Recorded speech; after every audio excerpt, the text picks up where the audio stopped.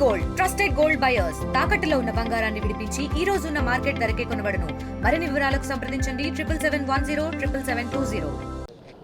రాష్ట్ర వ్యాప్తంగా రేషన్ షాపుల నుండి ఈ యొక్క రేషన్ బియ్యం పంపిణీ కార్యక్రమం అయితే పిఠాపురంలోంచి ప్రారంభించారు. అలాగే పౌర సరఫరాల మంత్రి ఎవరైతే ఉన్నారో నాదెండ్ల మనోహర్ చేతుల మీదుగా ఈరోజు పిఠాపురం 18వ వార్డులో అయితే ప్రారంభించారు. ఈ యొక్క పంపిణీ విధానం ఏ విధంగా కొనసాగుతుంది అనేది మరిన్ని విషయాలు తెలుసుకునేందుకు నాదెండ్ల మనోహర్ గారు ఉన్నారు. సార్ చెప్పండి, ఈ పంపిణీ విధానం ఎలా ఉంటారు? అంటే గతంలో ప్రభుత్వం చేపట్టినటువంటి ఎండిఓ వాహనాలు రద్దు చేయడం ప్రధాన కారణం ఏంటంటే, అంటే రాష్ట్ర ప్రజలకి రాష్ట్ర ప్రభుత్వానికి ఎంతో నష్టం కలిగించేటట్టు గతంలో వైఎస్ఆర్సీపీ ప్రభుత్వం ఉన్న వ్యవస్థ దశాబ్దాల కాలంగా ఉన్న వ్యవస్థని కావాలని వీళ్ళు పక్కదోవ పట్టించి కుట్రపూరితంగా 29,760 రేషన్ షాపులకి పైన 9,260 వ్యాన్లు తీసుకొచ్చి ఒక కొత్త వ్యవస్థ ఏర్పాటు చేశారు. దాని ద్వారా ఎవరికీ మేలు జరగలేదు. 1,670 కోట్ల రూపాయలు ఖర్చు పెట్టాం మన ప్రజాధనం, కానీ ఇంటింటికి మాత్రం ఎవరికి సరఫరా జరగలేదు. ఇది కేవలం మభ్యపెట్టడానికి, మోసం చేయడానికి అట్లా కావాలని చేశారు తప్ప ఎవరిని ఇబ్బంది ఎవరికి మేలు జరిగేటట్టు కార్యక్రమం చేయలేదు. అప్పటి నుంచి ఈ రోజు వరకు కూడా సామాన్యులు ఎదురు చూసేది వాళ్ళకి తగిన సమయంలో వాళ్ళు కోరుకున్న విధంగా వాళ్ళకి రేషన్ మనం తీసుకోవాలి. ఇప్పుడు ఈ రోజున ఈ వ్యవస్థని మరొకసారి మేము పునఃప్రారంభించినందుకు గౌరవ ముఖ్యమంత్రి గారికి, అదేవిధంగా పవన్ కళ్యాణ్ గారికి ప్రత్యేకంగా ధన్యవాదాలు. ఎందుకంటే వినియోగదారుడు 15 రోజులు తనకి నచ్చిన సమయంలో 1వ తారీఖు నుంచి 15వ తారీఖు వరకు ఉదయం 8 నుంచి 12, మధ్యాహ్నం మళ్ళీ 4 నుంచి 8 వరకు ఎప్పుడంటే అప్పుడు షాప్కి వెళ్ళి తెచ్చుకోవచ్చు. దీంతో పాటు దివ్యాంగులు, వృద్ధులు, 60 సంవత్సరాలు నిండిన వాళ్ళు ఎవరికైతే పెన్షన్లు ఇస్తున్నామో రాష్ట్ర వ్యాప్తంగా సుమారు 15,65,000 మందికి ఇంటింటికి మేము డోర్ డెలివరీ ఈ రేషన్ షాప్ డీలర్ల ద్వారా జరగబోతోంది. సో ఒక అద్భుతమైన కార్యక్రమం ప్రారంభించాం. ప్రజలు సహకరించాలి. ఖచ్చితంగా మీకు 15 రోజుల సమయం ఉంది కాబట్టి ఎవరు కూడా అలజడి సృష్టించాల్సిన అవసరం లేదు. కావాలని కొంతమంది ప్రతిపక్షాలు వాళ్ళు ఆల్రెడీ మొదలుపెట్టారు, కానీ చాలా సజావుగా జరుగుతోంది. ఇప్పుడే లెక్కలు ఇచ్చారు నా కమిషనర్ గారు. ఎక్కడ పొరపాటు లేకుండా 25,000 షాపులు ఆల్రెడీ ఉదయం నుంచి అద్భుతంగా పనిచేస్తూ ఈ సేవా కార్యక్రమంలో ముందుకెళ్తున్నాం. రేషన్ షాపుల వద్ద ఎటువంటి అక్రమాలు జరగకుండా అక్కడ ఎటువంటి ఏర్పాట్లు చేయబోతున్నారు?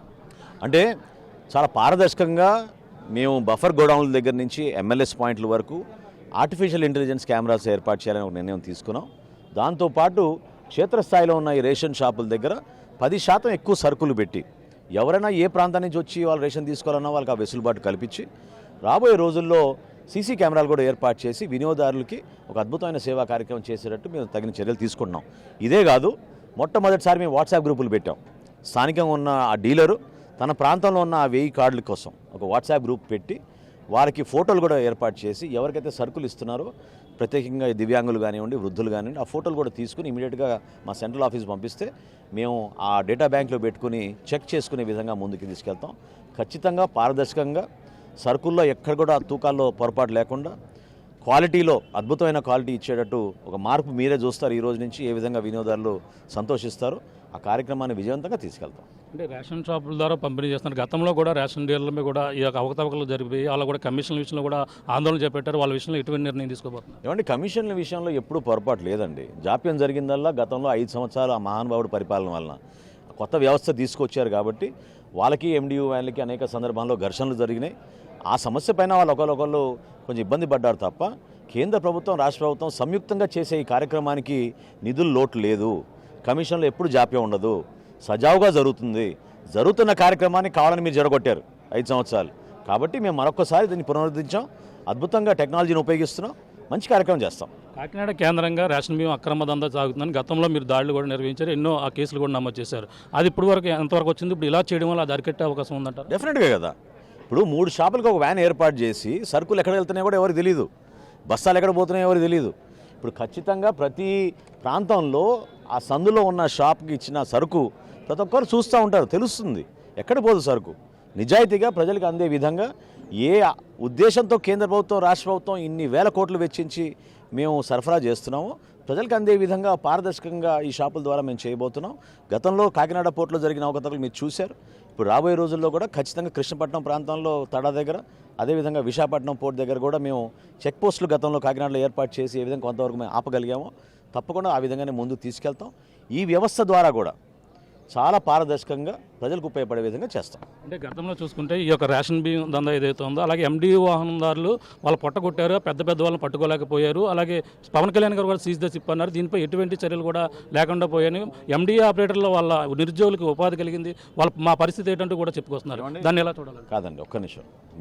మేము ఇచ్చిన గవర్నమెంట్ ఆర్డర్లో ప్రభుత్వం మన రాష్ట్ర క్యాబినెట్ ముఖ్యమంత్రి గారి ఆధ్వర్యంలో తీసుకున్న నిర్ణయం ఎండియు వ్యాన్ ఆపరేటర్లకి 9,260 మందికి ఉచితంగా వాళ్ళకి వ్యాన్లు తిరిగి ఇచ్చేసాం. దానికి మాకు దాదాపు 185 కోట్ల రూపాయలు వెచ్చించాల్సి వచ్చింది. అయినా కానీ వాళ్ళ జీవితాలకి మనం ఇబ్బంది కలగకూడదు, వాళ్ళ కుటుంబాలకు ఇబ్బంది కలగకూడదు. బ్యాంకులతో మేమే మాట్లాడుకుని మేమే డైరెక్ట్గా డబ్బులు కట్టేటట్టు ఒక నిర్ణయం తీసుకుని ముఖ్యమంత్రి గారి ఆలోచనతో తప్పకుండా వీళ్ళకి మంచి జరగాలనే ఉద్దేశంతో వ్యాన్లు వాళ్ళకే ఉచితంగా వాళ్ళ కార్పొరేషన్ల ద్వారా వాళ్ళకి రిటర్న్ చేసేసాం. కాబట్టి వాళ్ళ లైవ్లీహుడ్లో ఇబ్బంది ఏం లేదు. ఎవరైతే దుష్ప్రచారం చేస్తున్నారో వాళ్ళు చేసుకుంటానే ఉంటారు. ప్రజలకి మేలు చేసే కార్యక్రమం, ప్రజలందరూ కోరే కార్యక్రమం ఇది. Thank you. ఇది పరిస్థితి. ప్రజలకందరూ కూడా మేలు చేసే కార్యక్రమం. వాళ్ళందరూ కూడా ప్రజలందరూ కూడా ఇబ్బంది పడకుండా గతంలో ఏదైతే తీసుకున్నారో ఆ విధంగానే ఇక్కడ ఎటువంటి అవకతవకలకు శ్రేయస్కరం లేకుండా మొత్తం అంతా కూడా ఈ యొక్క దుకాణాల వద్దే సీసీ కెమెరాలు ఏర్పాటు చేయడం అదంతా కూడా పారదర్శకంగా జరిగే విధంగా అన్ని విధాలుగా చూసేందుకు అన్ని విధాలుగా కూడా ఏర్పాట్లు చేస్తాం. ఏదైతే గత ప్రభుత్వం చేసిన తప్పిదం వల్ల ఈ యొక్క డెలివరీ విధానం పెట్టి ఈ యొక్క ప్రభుత్వం అయితే అక్రమాలకు అయితే పాల్పడిందని ఈ నేపథ్యంలోనూ పునఃప్రారంభ డీలర్ల ద్వారానే ఈ యొక్క రేషన్ పంపిణీ పునర్ప్రారంభ కార్యక్రమం రాష్ట్ర వ్యాప్తంగా 29,796 రేషన్ షాపులో ఈ యొక్క పంపిణీ కార్యక్రమం అయితే జరుగుతుందని, అలాగే ఈ రోజు అయితే పండగ వాతావరణంలో జరుగుతున్నట్టుగా అలాగే పౌర సరఫరాల మంత్రి నాదెండ్ల మనోహర్ చెప్తున్న పరిస్థితి ప్రధానంగా ఉందని చెప్పాలి. ఇది కూడా తాజా పరిస్థితి. కెమెరా అనిల్తో ప్రకాష్, RTV, పిఠాపురం నుంచి.